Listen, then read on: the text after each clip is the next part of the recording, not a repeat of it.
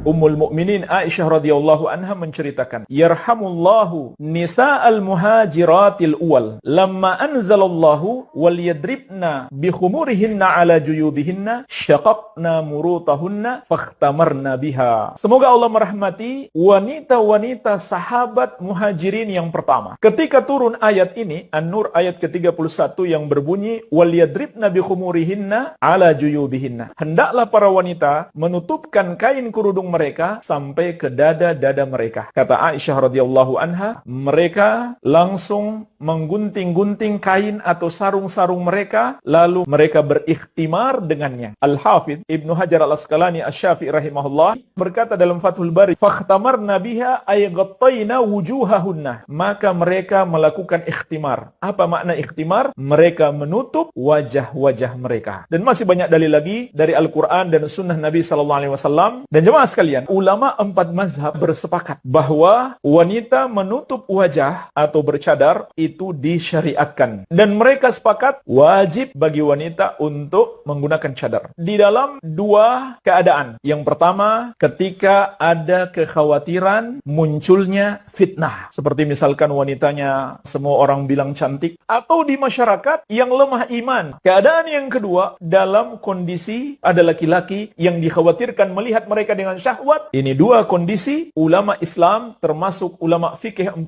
mazhab sepakat harus menggunakan cadar. Lalu kemudian mereka berbeda pendapat ketika tidak dikhawatirkan fitnah dan syahwat ini. Dalam 2 pendapat, sebagian mengharamkan, sebagian tidak mengharamkan. Dan yang tidak mengharamkan ini pun terbagi 2 lagi, yang memakruhkan dan yang tidak memakruhkan. Dan juga mereka sepakat dalam 2 kondisi dibolehkan untuk melepas cadar. Pertama, dalam kondisi darurat seperti untuk pengobatan. Yang kedua, dalam kondisi ada hajat, laki-laki melihat wajah calon istrinya dibolehkan. Inilah beberapa nukilan dari ulama 4 mazhab. Yang pertama dalam mazhab Hanafiyah dari kitab Hasyiyah Al-Durril Mukhtar oleh Ibnu Abidin. Wadallatil mas'alah ala anna al-mar'ah manhiyatun an idhari wajhiha lil ajanib bila daruratin. Permasalahan ini menunjukkan bahwasannya seorang wanita terlarang untuk menampakkan wajahnya kepada laki-laki yang bukan mahram tanpa alasan darurat. Beliau juga berkata, mahmalul istihbab inda adamil ajanib. Disunahkan untuk menggunakan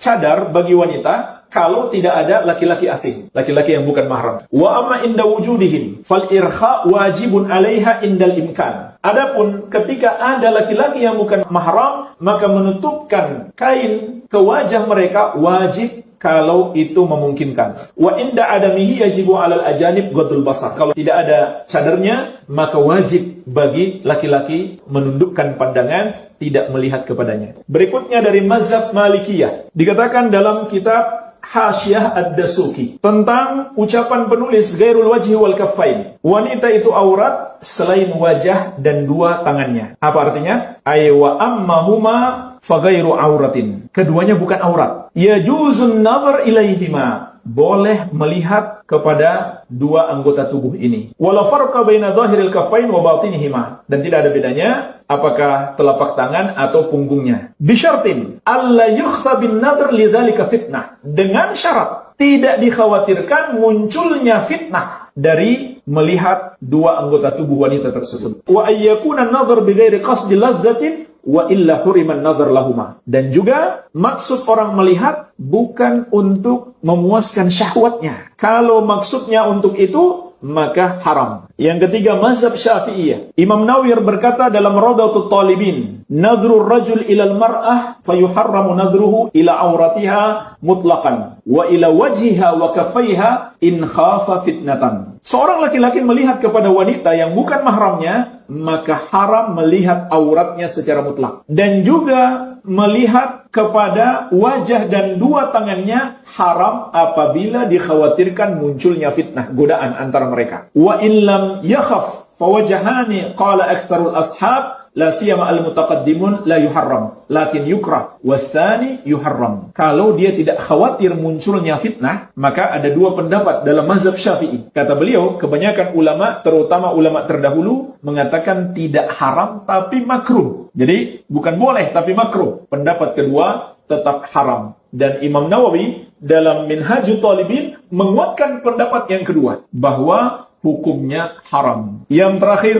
dalam mazhab Al-Hanabilah, dikatakan di dalam kitab Al-Insaf Ar-Raji fi madhabil Imam Ahmad rahimahullah, anna an-nadhra ila wajhil ajnabiyyah min ghairi hajatin la yajuz. Pendapat yang paling kuat di dalam mazhab Imam Ahmad rahimahullah, bahwa melihat ke wajah wanita yang bukan mahram tanpa hajat itu tidak boleh. Wa in kanati syahwa muntafiyah lakin yukhafu thawranuha. Meskipun laki-laki yang melihatnya tidak syahwat, karena itu akan tetap memunculkan syahwat di kemudian hari. Pelopor bagian sunnah Asia Tenggara.